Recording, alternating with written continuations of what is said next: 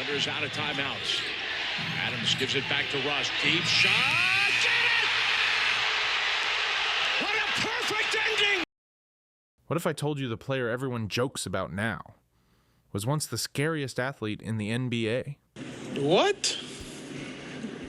Bro, what are you talking about, man? Not the smoothest, not the most efficient, not the easiest to build around, but scary. Because in his prime, Russell Westbrook didn't play basketball like a point guard. He played it like somebody had 10 seconds to stop the world from ending. Before the memes, before the debates, before people acted like the bad shots erased the good years, Russ was the guy who could turn a defensive rebound into a one-man fast break before the camera even caught up. And if you only remember late career Westbrook, you missed the version that had NBA arenas holding their breath every time he crossed half court. Russ came into the league in 2008 as the 4th overall pick by Seattle.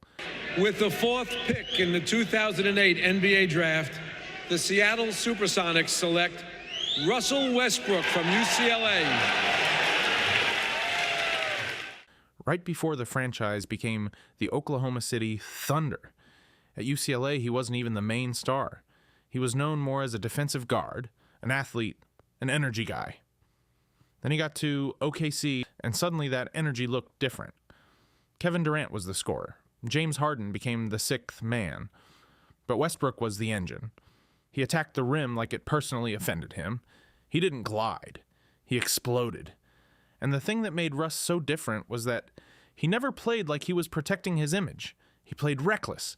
He played angry. He played every possession like someone had doubted him 5 minutes earlier. By 2011 and 2012, the Thunder were no longer a cute young team. They were a problem. Russ, KD, and Harden reached the 2012 NBA Finals. And for a minute, it felt like OKC was about to own the next decade. But basketball history can flip fast. Harden was traded. Injuries hit. Durant eventually left for Golden State. And suddenly, Russell Westbrook was standing in Oklahoma City by himself. That's when we got the most chaotic, electric, ridiculous version of Russ ever. The 2016-17 season was not normal. Westbrook averaged a triple-double for the season, something the league hadn't seen since Oscar Robertson. He put up 31.6 points, 10.7 rebounds, and 10.4 assists per game, and it was an empty theater. He dragged OKC to the playoffs, won MVP, and hit one of the coldest game winners ever against Denver to break the single-season triple-double record. That season felt less like basketball and more like a weekly superhero episode. 40-point triple-doubles, full-court sprints, game winners, screaming into the crowd, rocking the baby, snatching rebounds over 7-footers, throwing passes only he believed could get through. Was it always pretty? No. Was it sometimes out of control? Absolutely. But that was the whole point. Russell Westbrook was never built to be the safe choice. He was built to make you feel something. And that's where the legacy gets complicated. See, I don't want nobody to try to split us up. We all one team. Regardless if I go to the bench, if Steven's on the floor, if I'm off the floor, we in this together. Don't split us up. Don't try to split us up. Don't try to make us go against each other, try to make it against Russell and the rest of the guys, Russell against Houston.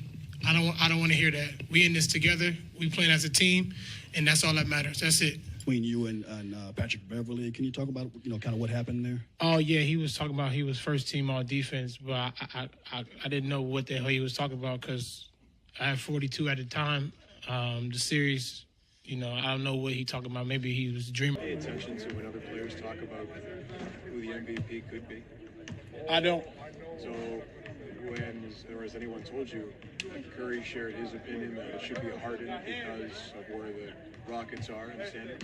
I don't care. No matter what he say. Who is he? People love to bring up the turnovers, the jump shot, the playoff exits, the fact that his style didn't age as cleanly as other stars, and some of that criticism is fair.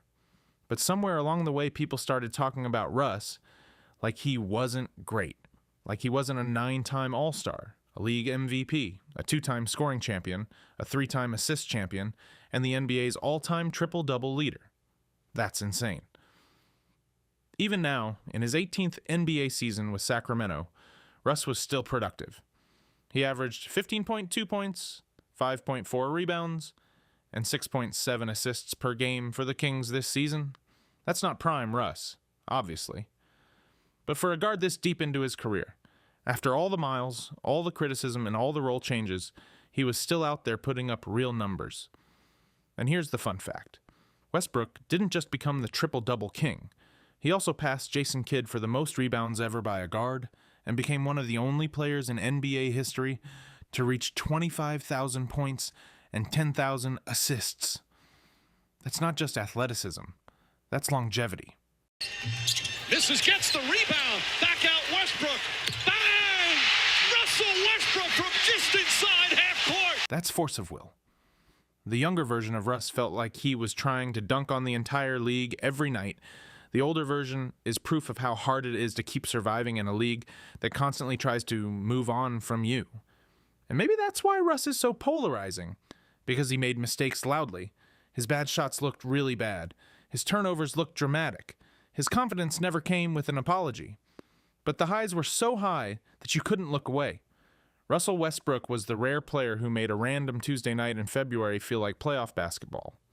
He made every possession feel urgent. He made OKC matter. He gave that city an identity after Durant left. And whether you loved him or hated him, you always had to watch. So before we reduce his career to memes, lowlights, and angry comment sections, remember what prime Russ actually was: a blur in transition, a walking triple-double, a one-man emotional roller coaster, and one of the most explosive guards basketball has ever seen. Russell Westbrook wasn't perfect, but man, that dude was nice. Who should we do next?